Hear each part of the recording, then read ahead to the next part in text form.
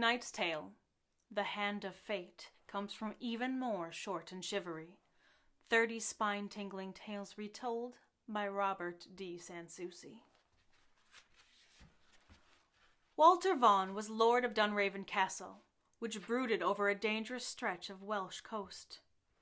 Many ships had been wrecked on the rocks below its battlements. The castle itself had fallen into disrepair, for Vaughan was a spendthrift who had wasted his inheritance.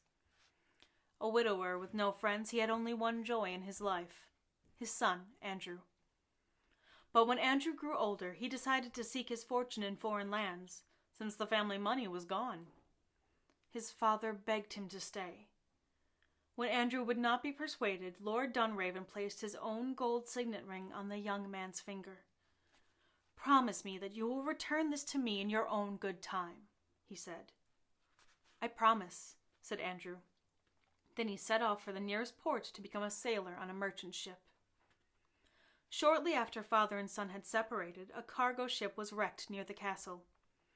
Though all hands drowned in the churning waves, several chests and barrels filled with valuable goods washed ashore. Tradition said that property cast up by the sea belonged to the lord of the manor. In this way, fate gave Vaughan unexpected riches, but also snatched away his last shreds of decency. Still grieved by the absence of his son and by the ruin he had brought upon his own estate, Vaughan decided to rebuild his failed fortunes by luring other ships to disaster on the Dunraven's rocky shore. Then he could become wealthier than ever, restore the Dunraven name, and call his son home. To help with his scheme, Vaughan sought the help of a disreputable man known as Mat of the Iron Hand. This wretch had captained a pirate ship many years before. On one occasion, his vessel had been seized by the order of Vaughan and then a magistrate. A desperate struggle had erupted in which Captain Mat had lost one hand, later replaced by an iron hook.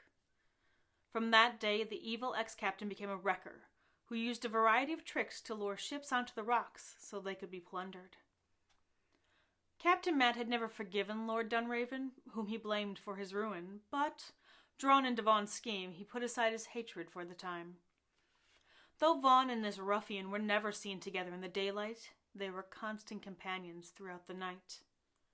Vaughan spent the nights in a cave below his castle, from which he had a clear view of the western ocean. When he spotted the lights of a cargo ship, he signaled to Mat of the Iron Hand, who lit a series of lanterns.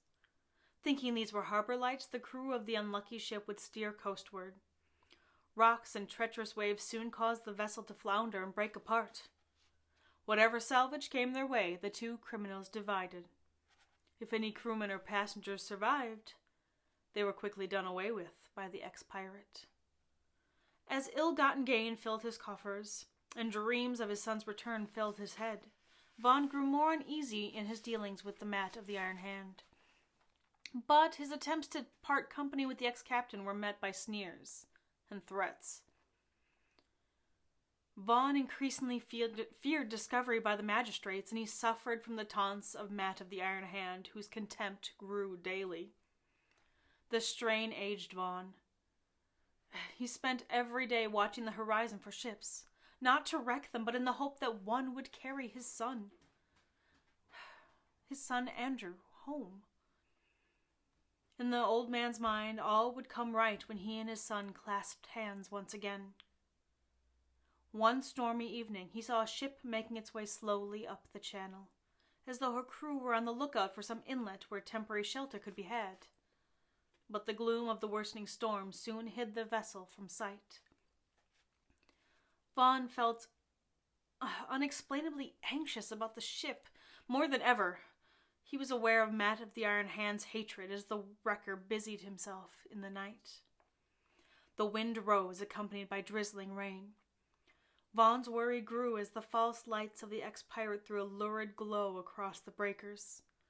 Soon Vaughan heard, above the howling wind, the crash of a ship breaking up on the rocks and desperate cries for help. Then there was silence. Some 30 minutes later, Mat of the Iron Hand entered the cave and told Vaughan that all but one member of the ship's crew had drowned. The sole survivor, Mat said, turned out to be the captain, who had said that he was a Welshman and a native of Dunraven. "Did he tell you his name?" asked Vaughn. A devilish laugh was the only answer as the wrecker thrust a dead-cold hand into Vaughn's own.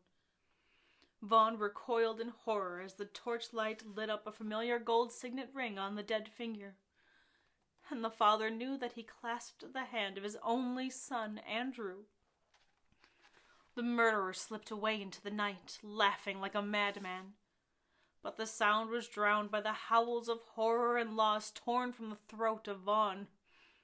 Dropping to his knees, the distraught father clutched the dreadful object to his chest, aghast at what his crimes had cost his son and himself.